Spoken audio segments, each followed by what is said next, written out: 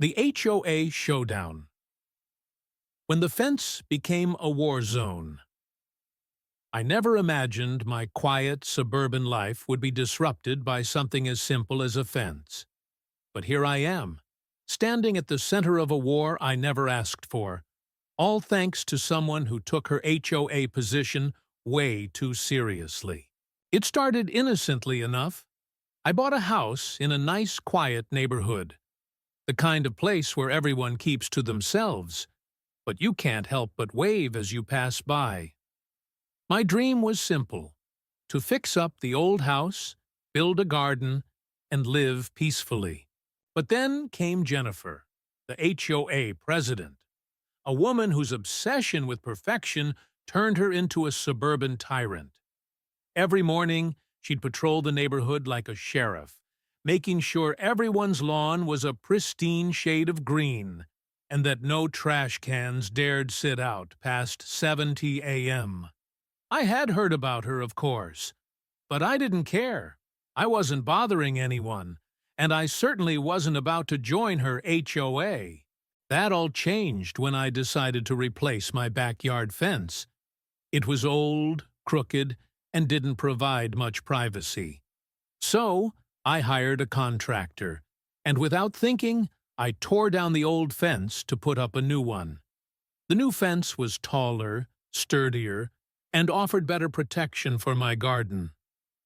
I thought nothing of it, until Jennifer knocked on my door. "You've violated the HOA's fence regulations," she declared, holding up a piece of paper with the HOA logo. "This fence is taller than it's supposed to be. You need to take it down immediately." I stared at her, dumbfounded.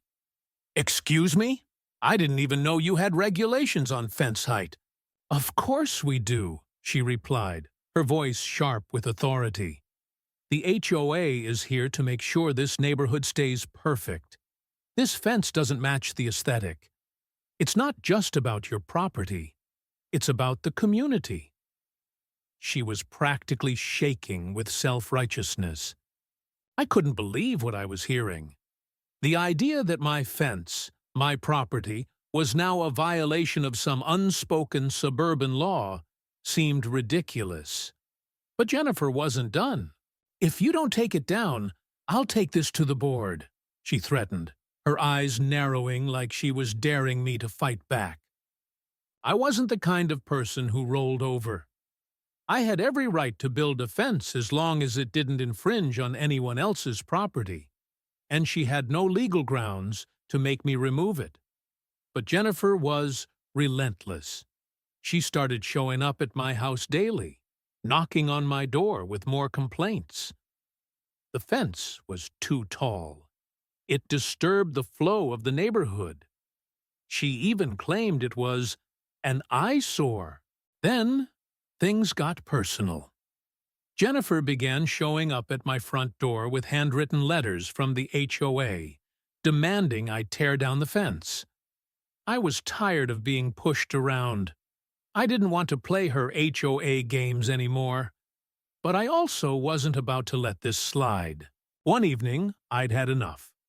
I decided to fight back. I invited all my neighbors over for a block party, right in front of my offensive fence. We had a barbecue, games, and a big sign that read, "Welcome to the HOA Free Zone." The whole neighborhood showed up, and Jennifer?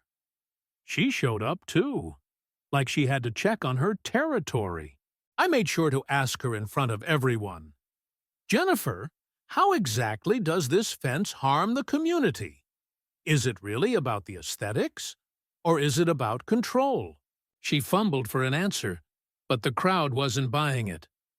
Neighbors began chiming in, defending me, asking why she was making such a big deal out of something so trivial.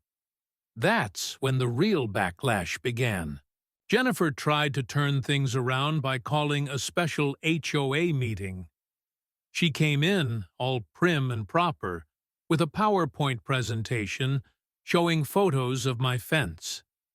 She tried to rally the neighbors, but this time they weren't on her side.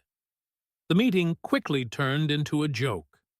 People were openly mocking her. Even the members of the board were rolling their eyes. In the end, Jennifer lost her power.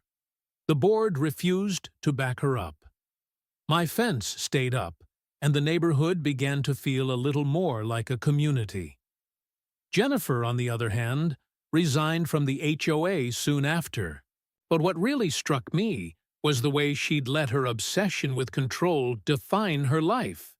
She didn't just want to enforce rules, she wanted to dictate how people lived, down to the height of their fences.